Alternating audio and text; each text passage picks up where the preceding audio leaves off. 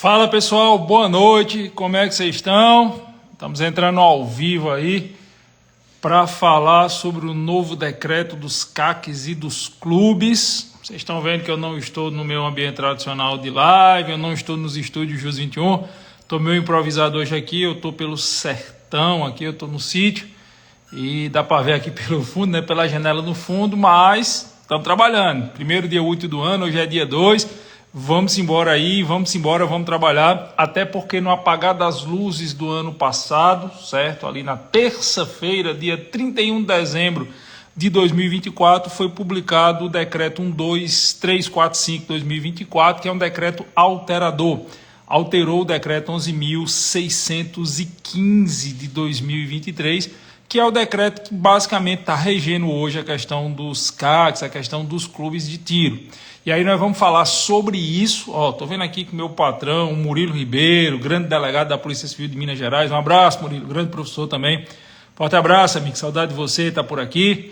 Então a gente vai tratar aqui em linhas gerais, certo, dos principais pontos, das principais mudanças que aconteceram e, obviamente, que a parte mais detalhada, mais técnica, a parte da minúcia mesmo para a atividade profissional, nós vamos atualizar nos nossos cursos de prática para quem trabalha nessa área que estão disponíveis no Jus 21. Eu estou voltando para o Recife nesse final de semana e aí na segunda ou terça-feira eu já vou me reunir com o Dr. Fábio, a gente já vai traçar todo o plano de atualização e na próxima semana a gente já vai estar com os nossos cursos atualizados, tanto para quem é aluno quanto para quem vai ser nosso aluno, ok? Eu vou tirar aqui os comentários para que vocês possam se concentrar nas mudanças. Depois eu abro os comentários, vocês trazem as dúvidas de vocês, vocês trazem os questionamentos e aí, na medida do possível, eu vou responder para vocês. Mas, de novo, a live vai tratar de linhas gerais das mudanças. Eu vou falar aqui rapidamente do que mudou e, de forma mais específica, vai estar disponível nos nossos cursos do Jus 21. E aí, anotem as dúvidas de vocês, se eu puder, eu respondo depois. Bom, vamos lá. O decreto 12.345 de 2024, como eu disse, ele é um decreto alterador. Ele alterou o decreto 11.615, que foi de julho de 2023, e ele mexeu em alguns pontos, vamos dizer assim, que eram celeumáticos. Eu já vou antecipar para vocês que, como tudo que envolve as questões de armas de fogo, as questões dos CACs, as questões dos clubes no Brasil, esse decreto piorou, o decreto atual, ele piorou o que já era ruim. Tá? O cenário não é bom, o cenário é ruim. Como sempre, para cada solução que tinha sido apresentada pelos PDLs que foram propostos em 2023, criou-se um novo problema. Tem muita coisa ainda que vai depender de portaria do Exército Brasileiro, tem muita coisa que vai depender de portaria da Polícia Federal, então tem muita coisa para os quais a gente não tem resposta ainda. Tem portaria regulamentadora que, segundo o próprio decreto, tem que ser publicada até março desse ano, mas vamos lá. O que é que a gente teve de mudança, o que é que tem de mudança positiva, o que é que tem de mudança negativa? Vamos começar logo pela questão dos clubes de tiro, que ficam em área urbana e a menos de 1 quilômetro de instituições de ensino. Tá? O que eu vou falar agora diz respeito aos clubes de tiro de áreas urbanas que fiquem a menos de 1 quilômetro de escolas, locais de ensino, sejam públicos ou privados. Os dados são conflitantes, mas ali, sendo conservador, eu acho que mais de 80%, 85% de todos os clubes de tiros do Brasil, eles estão nessa situação. Os clubes de tiro que fiquem a menos de 1 quilômetro de instituições de ensino, eles, para a prática do tiro esportivo, vão poder funcionar de segunda a sexta, de 18 às 22, e sábados, domingos e feriados, de 6 da manhã às 22. Especificamente para a prática de tiro, para que situações que envolvam disparo de arma de fogo, acionamento de munição. Então, se você é filiado a um clube de tiro em zona urbana e esse clube de tiro está localizado a menos de 1 quilômetro de uma instituição de ensino, que é a imensa maioria dos clubes do Brasil, você vai poder praticar nesse clube de segunda a sexta, de 18 às 22 horas, sábados, domingos e feriados, de 6 da manhã às 22. Veja, O clube, ele pode funcionar de 6 da manhã às 22. O que está limitado pelo novo decreto é o horário em que atividades que envolvam acionamento de munição, deflagração de munição, disparo de arma de fogo. Então, por exemplo, tem muitos clubes que estão coligados com lojas de armas e munições. As lojas vão continuar funcionando no horário normal. Os clubes, eles podem funcionar de 6 da manhã às 22 para ter a loja, para serviços burocráticos, para treinamento em sala de aula, para workshops. A limitação é para o acionamento de munição. Tá? Se você vai lá no seu clube treinar, você vai no seu clube disparar, se ele está dentro dessa condição, em área urbana a menos de 1 quilômetro de escola, é de 6 às 22 de segunda a sexta, ou de 18 às 22 de segunda a sexta, ou de 6 da manhã às 22, sábados, domingos e feriados. Giovanni, isso é bom ou ruim? Cara, é assim, dentro de um cenário terrível, é bom. Por quê? Porque existia ali uma preocupação desses clubes fecharem. Na verdade, eu acho que a grande intenção era que esses clubes fechassem. Giovanni, esses clubes eles vão conseguir sobreviver só assim? Não sei. A situação dos clubes já está muito grave, já está muito séria, e você limitando mais ainda o horário de funcionamento dos clubes, eu não sei quantos aguentarão, quantos irão sobreviver. Eu venho dizendo isso é uma opinião pessoal, tá? Isso não é uma análise jurídica. O que eu vou falar agora, aspas, é uma opinião pessoal. Eu venho dizendo que desde o início de 2023 a intenção é matar o segmento por asfixia financeira. Então, por exemplo, quando se tornou a 9 milímetros restrita, você lascou a maioria dos lojistas. Por quê? A maioria dos lojistas tinham grandes estoques de 9 milímetros para vender para os CACs, que é a preferida dos CACs, e não tiveram mais para quem vender. Isso já matou muita gente economicamente, financeiramente, e essa restrição ao horário de funcionamento dos clubes de tiro também vai impactar muita gente. Quem ainda tem uma loja associada, quem tem outras atividades, mas quem depende efetivamente do sócio, do atirador ir lá, vai ficar mais difícil. E para o próprio atirador também, porque a gente tem que ter habitualidade, né? A gente tem que fazer a habitualidade. Giovanni, meu clube de tiro, ele não é em área urbana, ele não está a menos de 1 quilômetro de escola. É o meu caso, por exemplo. Eu sou filiado ao CTT-PE, na região metropolitana do Recife, saindo do Recife. Então ele não está em zona urbana. O clube a qual eu sou filiado, ele não está a menos de 1 quilômetro de instituição de ensino.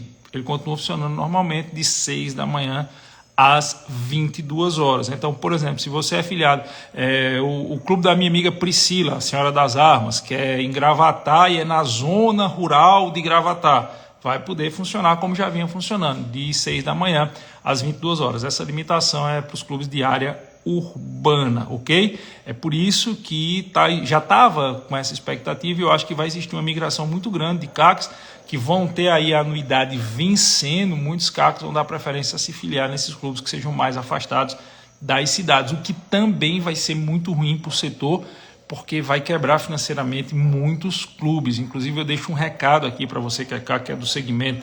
Mesmo com essa restrição, mesmo que no seu clube você só possa atirar de 18 às 22, apoie seu clube. Sem clube não existe a figura do CAC, e está muito difícil. Eu conheço muito dono de clube, eu conheço muita gente boa do segmento aí, que eu acompanho desde 2017, 2018, e tem cara passando por uma situação muito, mas muito complicada mesmo. Hoje você ir no clube e comprar um blaster de munição já faz diferença para ele ajudar a fechar um pagamento de um funcionário, por exemplo. Beleza? Outra alteração que nós tivemos, outra mudança que nós tivemos, é a questão do Super CAC, como estão chamando. Quem acompanhou a postagem que eu fiz no último dia do ano, eu botei lá na legenda que os sindicalistas do tiro, eles venceram, eles conseguiram o que eles sempre quiseram, ter os diferenciados, os amigos do rei, vamos dizer assim, aqueles que fazem parte do segmento do tiro, que não se mistura, aspas, com o que a gente chamava antigamente de CAC G2C, que era aquele atirador normal, aquele atirador comum, que é o meu caso, por exemplo, e da maioria das pessoas. Não se fala em nível 4, certo? O decreto usa a expressão de atirador de alto rendimento, mas é como se eles tivessem criado um novo nível. Basicamente isso. A gente já tinha 3 níveis, nível 1, nível 2 e nível 3. Todo mundo começou no nível 1, vai mantendo as habitualidades, a participação em competições e vai evoluindo para chegar no nível 3. E aí eles criaram, só não deram o nome, mas eles criaram o nível 4, ou como Samuel Colt falou, o nível 3.5, né, 3,5, aquele famoso arrumadinho. Na verdade, eles criaram a figura do Super CAC, que são aquelas pessoas que estão diretamente ligadas às entidades de tiro, às federações e ligas. Vai precisar ter uma portaria para regulamentar quais são essas entidades. Eu sou filiado à Confederação Brasileira de Tiro. E eu não sei se a minha entidade a qual eu sou filiado, a CTTB, ela vai entrar, vamos dizer assim, nessa figura do Super CAC aí, se as suas competições. Nós hoje temos competições nacionais, elas acontecem ao longo de todo mês, em todos os clubes de tiro. Eu todo mês vou no CTTPE e faço competições nacionais da minha confederação. A gente não sabe se essas competições vão valer.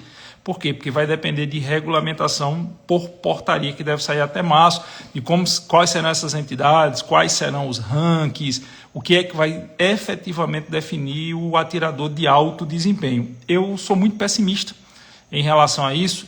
Eu recordo que eu tive a oportunidade de participar ali em 2018, 2019, 2020, de grupos de discussão, enfim, do segmento. O pessoal me botava em um grupo de WhatsApp do segmento e eu particularmente fiz parte de alguns grupos de WhatsApp ligados a essas entidades, aspas, dos sindicalistas do tiro, e já naquela época eu via vou usar uma palavra soft aqui, o descaso que eles tinham e a vontade de transformar cada vez mais elitizado o segmento. E é óbvio que essa figura do Super CAC é para quem tem muito dinheiro, certo? Porque ser atirador já é caro. Hoje qualquer coisa que envolva o mundo do tiro já é caro. E para ser Super CAC você tem que ter muito dinheiro, você tem que ter muito tempo livre e você tem que ser amigo dos amigos do rei. Então, como tudo, né, infelizmente, criou-se aí uma figura, uma casta, vamos dizer assim, privilegiada, que vai ter, por exemplo, acesso a mais 20% a mais de insumo do que o nível 3 teria. A guia de trânsito dela vai ser, desse Super CAC, vai ser como era antes dessa restrição da guia de trânsito só valer da casa para o clube. Ele vai poder deslocar para qualquer local de treinamento e competição, mas não há pronto emprego, tá? O porte de trânsito, como a gente tinha até 2022, não voltou e não vai voltar, mas criou-se essa figura aí do Super CAC. Outra alteração é que você passa a ter a .22 LR semiautomática como arma de uso permitido. Você não tinha essa definição, não se sabia, existe uma dúvida muito grande antes se a .22 LR semiautomática de alma raiada, se ela era de uso permitido, era de uso proibido ou restrito, agora ela é de uso permitido, mas apenas ela, tá? Os calibres, o decreto fala calibres iguais ou inferiores a .22 LR, semiautomática de alma raiada, elas passaram a ser de uso permitido. Nem fazia sentido ser de uso proibido ou restrito. Eu vi algumas pessoas falando que o calibre 12 semiautomático passou a ser permitido. Isso não é verdade, tá? O calibre 12 semiautomático não entrou nessa nova permissão. Outra alteração que nós tivemos foi sobre as armas de pressão. As armas de pressão de calibre nominal igual ou inferior a 6,33, se eu não me engano, elas podem ser adquiridas por qualquer pessoa. Aquela arma de pressão que vende nessa loja de caça e pesca. Passou disso, tem que ter autorização. Se você tem uma arma de pressão de calibre nominal inferior a 6,33, você pode apostilar no seu CR se você quiser, mas não é obrigatório. A venda é livre para maiores de 18 anos. O decreto também deixou claro que as armas de paintball, os marcadores, tá, de tinta, que é utilizado para a prática do esporte de paintball, não necessitam de CR. Então o pessoal do paintball que estava aí com o coração na mão, achando que ia precisar de CR, não vai precisar. Então se você pratica o paintball, se você usa aquelas armas de pressão para disparar bolinhas de tinta do paintball, você não está tutelado, vamos dizer assim, pelas regras que nós, atiradores, que nós estamos.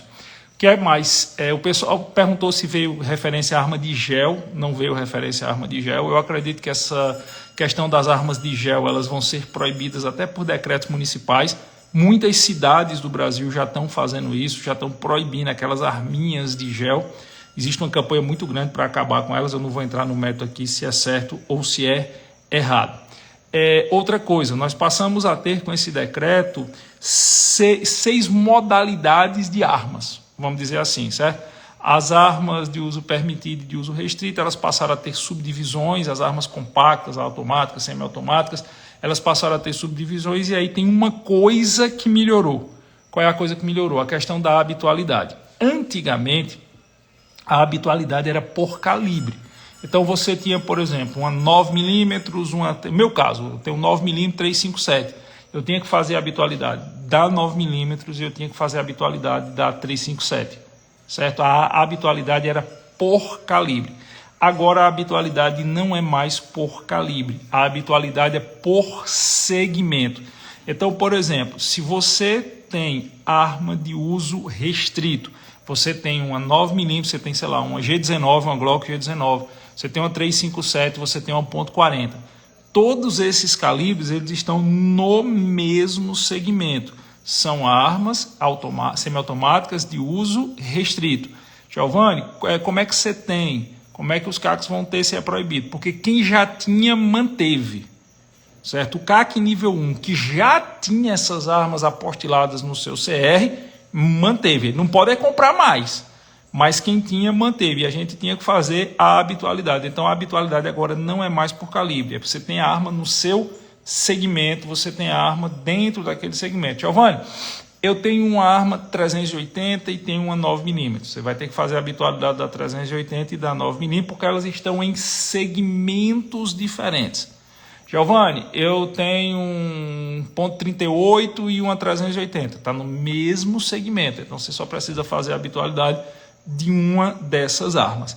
Continua as mesmas habitualidades que já tinham no decreto 11.615, por CAC nível 1, ao longo de 12 meses, 8 treinamentos e ou competições, só que não teve nenhuma referência, que é uma coisa que eu estou preocupado, é uma coisa que eu estou com medo, que nas portarias compliquem o que é que caracteriza a habitualidade. Porque, veja, hoje, se o CAC for no clube, sei lá, tem um 9mm, você vai no clube, você pega uma munição e deflagra um disparo, você teve a habitualidade. Não existe uma regra do que caracteriza a habitualidade. Só existe no decreto uma quantidade mínima de habitualidades, para que você se mantenha no nível e para que você possa progredir de nível dentro do limite de 12 meses, aí dentro do limite de um ano, você tem que ter aquela quantidade mínima de treinamentos ou competições. Lembrando que, por exemplo, se você for no clube hoje e você disparar com sua 9mm e com o seu 357, no mesmo dia, é um treinamento só. Não conta dois. Tá certo? É um treinamento só. Antes você fazia um treinamento por calibre. Agora ficou menos ruim, mas é um treinamento só. E aí não existe ainda uma regulamentação, que eu acho que vai vir na portaria de março, sobre o que caracteriza, se tem quantidade mínima de disparos, se não tem quantidade mínima de disparos. Eu estou muito preocupado sobre essa questão das competições, sou muito sincero com vocês. Eu acho que muitas das competições que a gente hoje faz são aquelas competições nacionais, que os clubes mantêm durante 30 dias do mês, elas não vão valer para ranking. Como eu disse, os sindicalistas do tiro, eles venceram, eles conseguiram o que eles queriam, mas para poder ter uma realidade, a gente vai ter que aguardar essas portarias do Exército e da Polícia Federal. Era para ter existido a migração da fiscalização dos CACs e dos clubes para a PF, agora na virada do ano, isso não aconteceu. Houve uma prorrogação para o meio do ano, certo? Eu acredito que no meio do ano não vai ser prorrogado de novo, que vai realmente existir essa migração. A Polícia Federal já vem se preparando há algum tempo. A Polícia Federal tem um corpo técnico limitado, ela precisa fazer concurso, mas dentro das suas limitações, no sentido que eu digo um corpo técnico limitado, para ficar claro, em material humano, falta gente, falta braço. A Polícia Federal tem muitas atribuições, tem uma missão extremamente importante dentro do segmento policial e ela tem muita coisa para fazer. Então ela vai ter que absorver aí mais de 1 milhão de CRs, vai ter que absorver a fiscalização dos atiradores, vai ter que absorver a fiscalização dos clubes, dos acervos, e é óbvio que é uma demanda gigante de trabalho. Então me pareceu razoável essa postergação, mas acredito que essa migração da fiscalização do Exército para a Polícia Federal seja inevitável. Tá? Estou falando da fiscalização dos atiradores, a fiscalização dos clubes. Porque em relação a quem entra com a solicitação de posse de arma de fogo, você tem uma 380 em casa, isso ela já fazia, isso não mudou nada. ok? Muita gente me perguntou ao longo dos dias sobre a validade dos documentos, a validade dos CRAFs, porque CRAF é o certificado de registro de arma de fogo, a validade do ICR, se mudou, se vai voltar a ser 10 anos. Não vai, pessoal, não vai. Sejam realistas, se vocês trabalham nesse segmento, se vocês gostam do segmento, sejam realistas. Cada vez mais vai afunilar, tá bom? Cada vez mais vai ficar difícil, cada vez vai ficar complicado, cada vez mais vai ficar mais burocrático. Quem usa o Sigescorp sabe que é preciso ter uma paciência gigante em relação a isso. Cada vez mais vai ficar mais difícil você tirar o seu CR, cada vez mais vai ficar mais complexo você fazer suas habitualidades, vai ficar mais caro, em que pese as armas de fogo não terem entrado naquele chamado imposto do pecado. O imposto já é muito alto, então assim, de partida, Giovanni, eu quero uma 380, uma Glock 380 para ter na minha casa, para defesa pessoal, nem CR eu vou tirar, registrado pela Polícia Federal, bota aí 14 mil reais para você começar, 15 mil reais para você começar, entre arma, procedimento, advogado para fazer a declaração de efetiva necessidade, enfim, exame, laudo psicológico, exame de tiro prático e por aí vai. Dependendo do armamento, sei lá, uma G19 hoje, você vai gastar, para quem está no nível 3, aí você vai gastar por baixo uns 20 mil reais. Então, já é um segmento caro, já é um segmento difícil e tende a afunilar mais ainda. Agora também tem um negócio, principalmente para quem quiser explorar esse segmento na advocacia, nós temos um grupo de WhatsApp dos nossos alunos, dos nossos cursos de prática, os cursos meus e de Fábio, Dr. Fábio Arribas, lá no JUS 21, e a gente tem um grupo de WhatsApp para troca de network, um indica o outro, às vezes o cara trabalha no Rio Grande do Sul, aí tem um cliente no Pará, e aí não tem ninguém que entenda, aí já tem gente no grupo, fica fazendo esse network. E dentro desse grupo, que a gente mantém há quase um ano, eu percebi que faltam muitos profissionais. Mas falta, eu não vou falar aqui o nome da cidade não, por respeito ao profissional que trabalha lá. Mas em dezembro do ano passado, eu recebi uma solicitação de um dono de um clube lá, que ele estava com mais ou menos umas 10 pessoas precisando contratar advogados para dar encaminhamento a um procedimento administrativo dentro do Exército Brasileiro, e ele não estava arrumando advogado, porque o advogado que trabalhava, o único cara da cidade que fazia isso, ele simplesmente viajou de férias, não tinha ninguém para fazer, ele perguntou se eu tinha como indicar, e a pessoa mais próxima que eu achei para indicar de confiança fica numa cidade a 400 quilômetros de distância. Ele se deslocou até lá para fazer esse atendimento, e numa ida no clube ele voltou com 10 clientes. Ele voltou aí, ele fechou 40 mil reais de contrato. Então, valeu a pena demais. Ele pegou 800 quilômetros de estrada, 400 para ir, 400 para voltar, mas voltou com um contrato fechado por falta de profissionais. Então, é um segmento que ainda demanda muito profissional, tem muito despachante trabalhando como se fosse advogado, e é um segmento que eu insisto que para quem domina, para quem é da área da advocacia e domina esse segmento, tem muito a ganhar, ok? Bom, em linhas gerais é isso. Deixa eu abrir agora para comentários. Quem tiver dúvida, pergunte. E aí, ao término, eu vou fazer uma última consideração aqui, que é mais um alerta a vocês. Mais dúvidas, perguntem, que nós estamos aqui para responder se eu souber. Só vou dar uma sugestão aí a vocês. Eu vi, quando o decreto saiu, isso é uma opinião pessoal, tá? Não é uma análise jurídica, não, é uma opinião pessoal. Eu vi quando o decreto saiu, muita gente fazendo postagens na internet, com perfil próprio. Boa noite, Enilson, tudo bom? Como é que você está, meu patrão? Muita gente fazendo postagem na internet, criticando e falando mal, isso e aquilo. Cara, não faz isso. Não faz isso. Se você quer manter o seu CR, se você quer manter os meios de defesa da sua família, se contenha. Nós não vivemos em uma época onde você pode expressar livremente sua indignação, certo?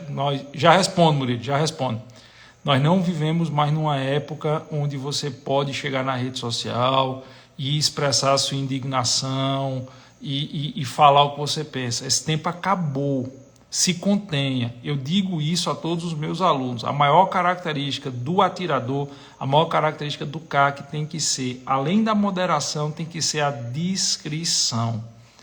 Não ache que você, se preencher todos os requisitos, você vai ter seu CR renovado, que você vai estar protegido por direitos fundamentais. Isso não existe mais. Isso não existe mais. Então se contenha, segure a língua, segure a sua vontade de se indignar. Aquela realidade onde nós temos liberdade de expressão não existe mais, tá bom? Deixa eu começar a responder aqui. Murilo Moura, quem tem muitas armas, não é melhor jogar para coleção? Depende da arma, Murilo. Assim, o que o decreto fez foi destravar o colecionismo, porque o colecionismo ele estava num limbo, ninguém sabia o que é que ia fazer. Até o final desse ano, você pode migrar suas armas para a coleção. Depois, vai precisar de laudo do IFAM, vai precisar de laudo do Exército, vai surgir uma verdadeira indústria de laudos para o colecionismo. Então, quando as pessoas me perguntam isso, eu digo, olha, depende. Por exemplo, você tem uma Glock G19, 9mm, você tem uma TS9, 9mm. Faz sentido botar uma TS9 na coleção? Não faz. Agora, tem gente que tem armas aí que foram produzidas há mais de 40 anos, que são armas históricas. É muito caso a caso. Tem muita gente que vai fazer isso, jogar essa arma para a coleção. Só que eu recomendo que tenha um máximo de ponderação quando for escolher as armas para botar na coleção. Agora, se for fazer, faça até o final desse ano, ok? Robson, boa noite. Como eu faço para tirar o meu CR? Primeiro, eu não recomendo, tá, Robson? Eu não recomendo você tirar o seu CR. Mas, se você quer, a primeira coisa que você tem que fazer é procurar um clube de tiro sério, certo? Um clube de tiro idôneo. Vá lá, faça a sua filiação ao clube. Você tem que ser maior de 25 anos de idade para poder ter CR e adquirir a arma. Faça a sua filiação ao clube e que, se o clube for sério, ele, no momento de sua filiação, vai lhe passar todas as orientações, documentação, e aí se prepare para uns 2 anos esquentando cabeça, dependendo da sua RM, da sua região militar. Agora, se puder evitar, se você quer uma arma só para a defesa da sua casa, eu não quero arma para ter na minha casa, talvez o caminho mais fácil seja a posse junto à Polícia Federal. Giovanni, as competições da CBTP não fica caro e dá para evoluir nível sem problemas. Lutécio, a gente não sabe se a Confederação Brasileira de Tiro Prático vai estar abrangida pela portaria. Como eu te falei, a gente só vai saber quais são as instituições de tiro, as federações e as ligas de tiro que vão poder pontuar para ranking, para você chegar a esse nível do Supercac aí, e até mesmo para garantir a habitualidade quando sair a portaria do Exército. Então a gente não sabe, porque a questão não é técnica, a questão é política, a questão é para beneficiar os amigos do rei. Eu sou filiado à CBTP, então eu faço competição todo mês dessa instituição, mas eu não sei como vai ficar. Então realmente não é caro, parece que uma é 50, 2 competições 80, dá para fazer, mas agora nessa nova realidade a gente não sabe quais as instituições vão ficar, ok? Adriana Criminalista, boa noite, professor. Existe curso de prática no juiz para quem deseja advogar nesse ramo? Existe sim.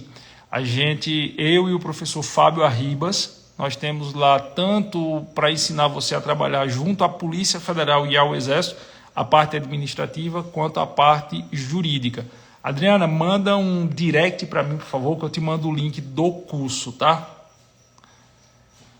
Professor, boa noite. O que é preciso para comprar uma arma de pressão no calibre que o senhor falou como permitido? Ser maior de 18 anos.